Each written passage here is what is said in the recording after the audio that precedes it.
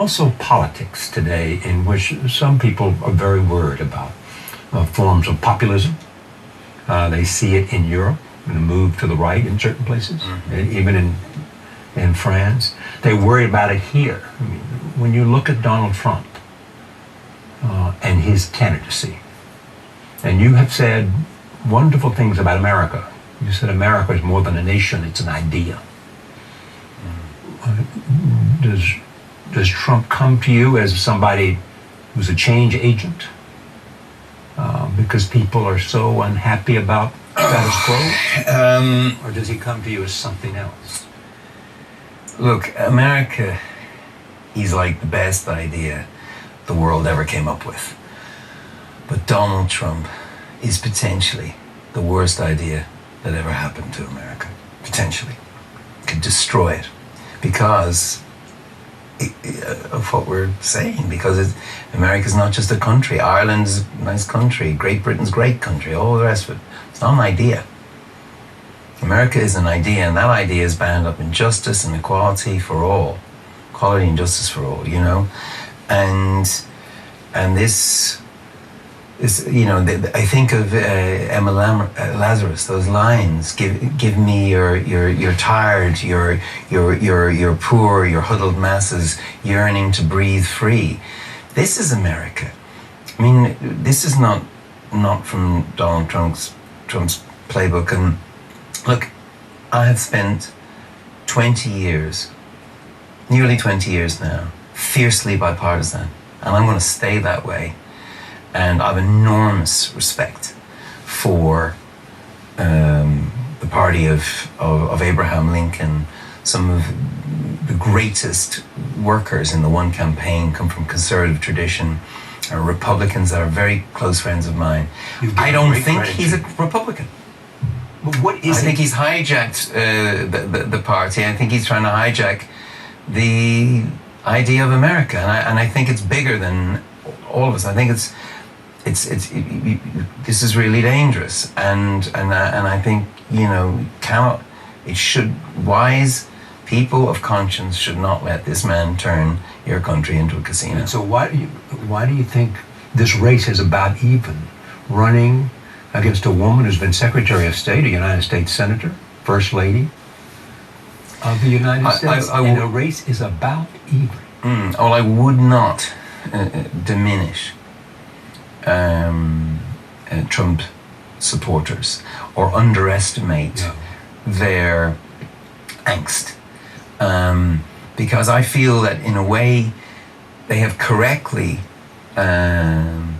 assessed that the centre parties haven't yet become clear. I was just saying their angst is real and genuine, a sense that I worry about my country and where it is. Yeah, there are very real problems facing not just America, but facing Europe. And remember, who's in the White House? I'm Irish. I don't have a vote, and I can't be telling people how to vote and don't want to. But I have a voice, and I can say that who sits in that office really affects everyone in this world.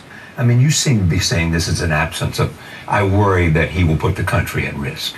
Yes. I worry about his instincts. I worry about his... Yes? Yes, I do. I worry on every single front. And this, the lack of civility, the common decency, and things have been bad enough in Congress. Do we really want this kind of panto in the Oval Office? This is a sacred office. This is an incredible country, and by the way, the people will wake up out of this dream. It's a protest vote now, but they shouldn't make a protest vote with him. Some will argue, and I know her well and respect her greatly, that part of the issue of his rise has to do in part with her, that she is not a popular candidate. And so people want to see change, and they don't think they'll get change with her. And so they're prepared to take a chance with him. But, it's a huge because risk. She's not a pop star, because she's not a showman, but showwoman, because she's not simplistic. I don't think that's at the heart of whether she is not something. I think in terms, and I've talked to President Clinton about this last week. And they recognize it. there is this issue of trust. But I'm just saying that that's clearly part of... That is so mad. That of all the mad things, think about it. This, just on a pure psychological profile. Right. I mean, the woman is almost pernickety. If honestly, if I'm going in there, I know her. If I'm going in there with the one campaign, we walk into the State Department and there, she is like all over us. Like she is, it's tough love with her, and she's very proper. And it's so mad that people would think there's something nefarious because she's the opposite. And okay, this privacy thing, whatever, maybe she's gone overboard. Who would blame her with that history? But anyway, I don't want to be on your show talking, trying to tell people how to vote. I can't do that. But you are alarmed about Donald Trump. But I am really alarmed, and I'm ready to speak in a way that I haven't spoken for 20 years. And I'm not. This is not. It's not comfortable for you, but you're doing it because you feel like what?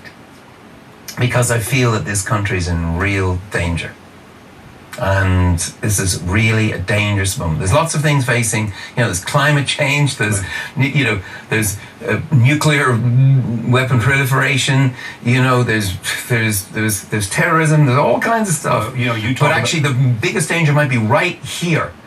Might be right here, and this fear of the other. I'm Irish. Can you imagine how it feels when he talks about illegal aliens? Have you been? We drinking the spotted pig. Yeah. Half the Irish people in there are probably have stayed too long on their visas or whatever it is. It's not at the level of Mexicanism, but Mexican people are some of the most extraordinary people you will ever meet in your life, and they're working, doing incredible jobs, some very sophisticated, some of the jobs that Americans don't want them to do.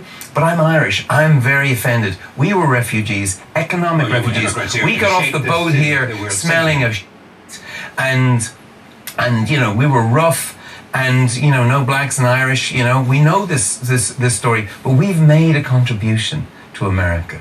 I think most Americans will agree the Irish are part of your story. This country's been built on immigrants. The country is built on this principle. The promised land belongs to those who need it most.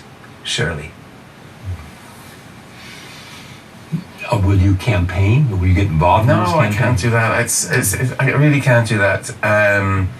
But I just feel like we have to stand up and be counted in some kind of luminous way, and I'll figure a way. Let me talk about Reds 10th anniversary. I want to talk about a couple of philanthropy things, but not only one, but Reds.